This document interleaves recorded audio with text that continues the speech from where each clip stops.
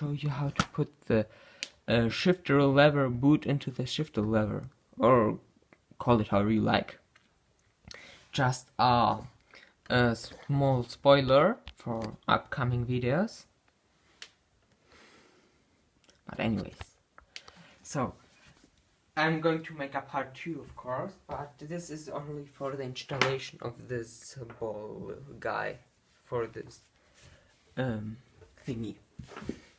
The second part will be the installation on the van of this ball. So what you're going to do is take some silicone grease, lube it really nice so the boot will glide over it.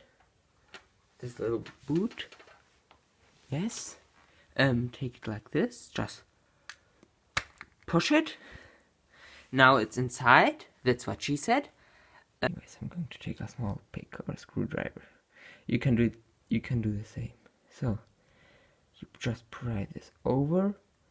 You use nothing else than silicone grease on rubber parts, as they may get damaged. Now do what I'm doing.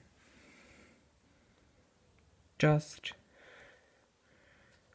put over it and move it like this. Perfect.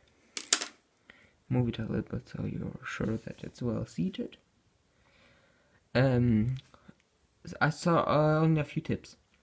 First of all, use silicone grease. It makes the job way easier. If you clean this part up, you can also pull on it and pull it over. You won't even need a pick, but it makes the work very easier. Use a genuine, let me focus. The light isn't really good, sorry.